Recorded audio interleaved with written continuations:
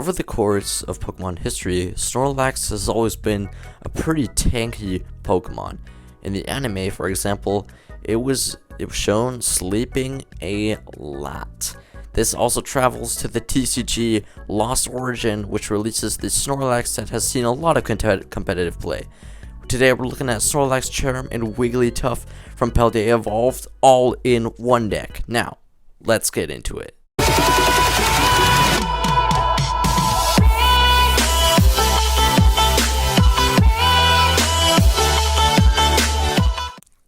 Yo, what's going on, everybody? Welcome back to the Big Malasada channel. My name is Max. I'll be your host today. Hope you all doing great. Today we're looking at a interesting single prize deck, the Wigglytuff, Cherrim, and Snorlax deck. So I came up with this idea myself, although it wasn't that hard to kind of see. In the Paldea Evolved set, there is a new card, the Wigglytuff, that allows you to attach one therapeutic energy from your hand to one of your Pokemon. Therapeutic energy says once per turn, that's what Wigglytuff says. Therapeutic energy says that the Pokemon attached to it cannot be affected by any special conditions. And as we know, Snorlax is a very, very hard hitter, but the downside to it is that it falls asleep, and instead of one coin, you have to flip two. If either of them is heads, then you are still asleep. So why not just use this with Snorlax to make him just not being able to fall asleep? This has already been seen in Lugia decks, the new colorless Lugia, and it's been doing pretty well, but I wanted to kind of build on this combo, and I wanted to create a more of a single prize deck to make this work. So here on the left side we have the deck list that I came up with, and on the right side we are playing against what seems to be a Dialga deck. So we've got a pretty nice start, or it could be better, but we do manage to hit one Battle VIP pass to get us going a little bit, to get our setup. Starting Snorlax is always great. We do have we have one copy of Switch, I think, and two copies of Escape Rope. So it's not the end of the world if we start with anything else, but since everything is kind of fragile on our board, it's usually really good to start with Snorlax, something that won't get KO'd if you're playing something against Lost Box and they turn one grammar at you. So starting Snorlax is pretty good. Also, the Big Charm is a great addition to this deck. Giving Snorlax that plus 50 HP is just amazing. It kind of allows you to lure out your opponent's heavy hitters. So I'm just going to take the Lost Box for an example. That the Turbo Lost Zone is really popular right now. And if you would use this deck and start with Snorlax, slap a Big Charm onto it, not a Big Charm, that was last format, slap a Bravery Charm onto it, you would probably lure out the Dragonite, which is probably the only thing that can knock you out. So you could either come into it, and then in 2 turns, you would KO a Dragonite. So we kind of trade pretty equally into the prizes. Since we are only hitting 180, I have no Choice Belts in here or Defiance Band. I was thinking about Choice Belt, but I didn't add it because we still can't knock out a regular V, like an Arceus or some other V with 220 HP. So I didn't choose to add a Choice Belt or a Defiance Band here.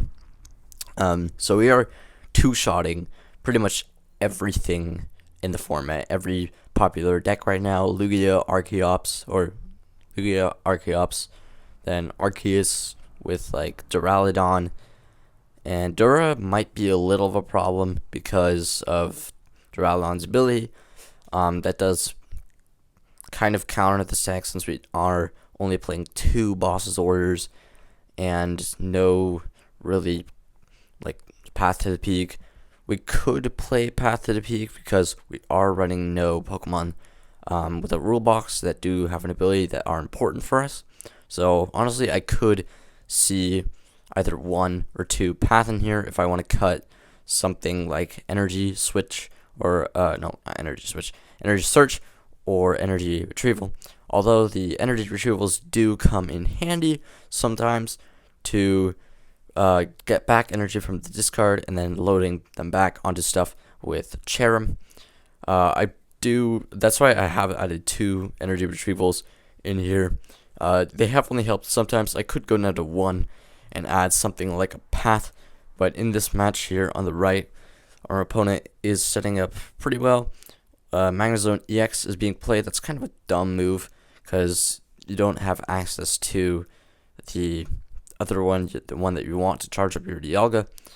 This is on the casual on live, so you gotta expect to not see the greatest plays. Energy coming down onto the Dialga, and probably just a pass here. Hopefully we did Iono them into a big hand of nothing. Honestly, or after this, if they just pass, we can take a knockout on the Miraidon, and after that, they would maybe have to get Rare Candy, Magnezone, plus 2 energy, and then 1 from hand, maybe. Isn't looking very good for my opponent. I will just Bruno into 4. We actually get 2 therapeutic energies. Those are kind of useless right now. But otherwise, I think, yeah, we'll put Barrel for 1. Another therapeutic energy.